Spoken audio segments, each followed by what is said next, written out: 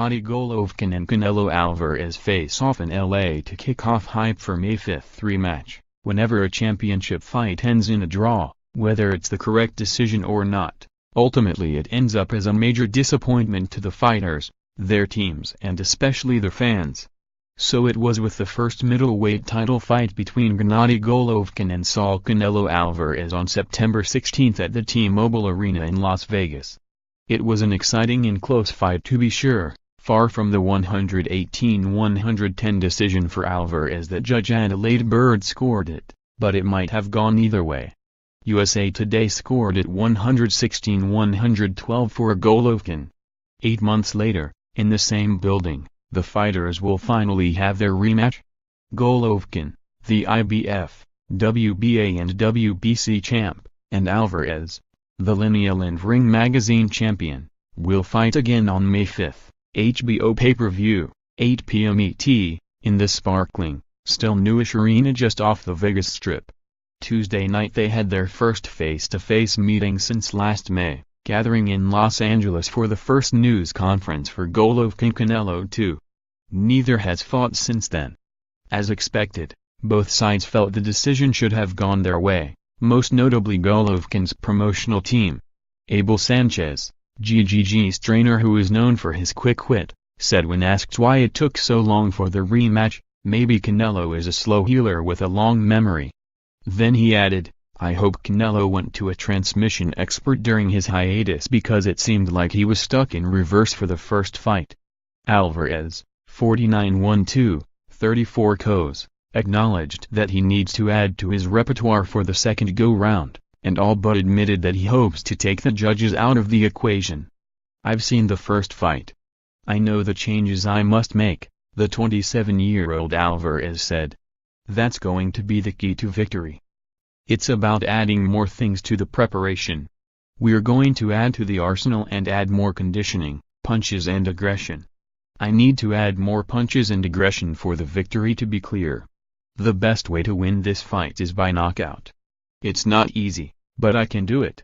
Golovkin, 37-0-1-1, 33 KOs, who will be 36 when the fight takes place, said he has watched the first bout once, and the outcome has not bothered him as much as the judging and HBO's commentary of the fight.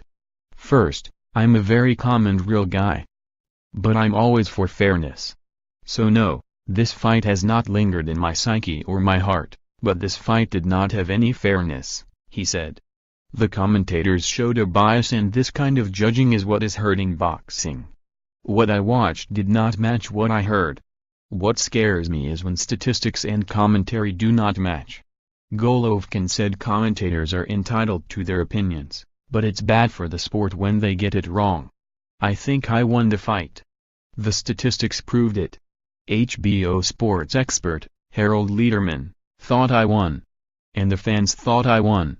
I wasn't the one getting booed at the end of the fight." Alvarez's trainer and manager, Jose Chipo Reynoso, was happy with the way his fighter performed in the first matchup, but he too thinks a knockout may be the way to go. "But I'll be even happier in the second fight because he'll be able to fight differently," said Reynoso, who, along with his son Eddie Reynoso, has molded Alvarez into a champion from the time the Mexican star turned pro at age 15. He'll also be better accommodated to 160 pounds since the last fight was his first at 160. "This time we'll look for the knockout."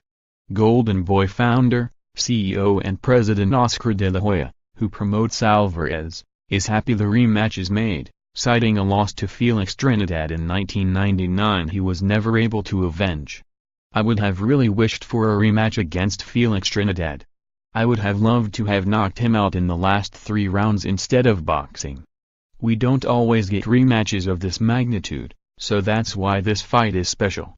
On May 5, we will get an explosive rematch, and I believe Canelo will knock him out." Golovkin figures both fighters will up their game in the second meeting. "I was not surprised that he was good. I knew he was a first-class boxer," Golovkin said. "He has a high IQ in the ring. But it was not a good day for me or him. We took too long in the early rounds to study each other."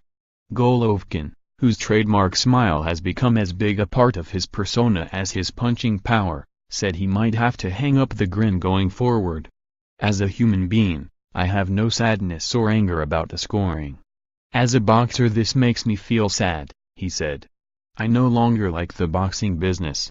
I will no longer smile when I promote a fight.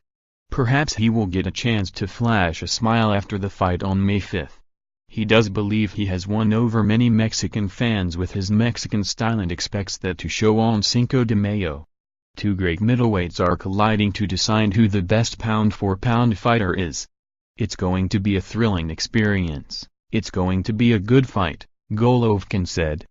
The cheers of the Mexican fans during the first fight was the ultimate approval. Fans were for Canelo when he walked into the ring, and for me when I walked out.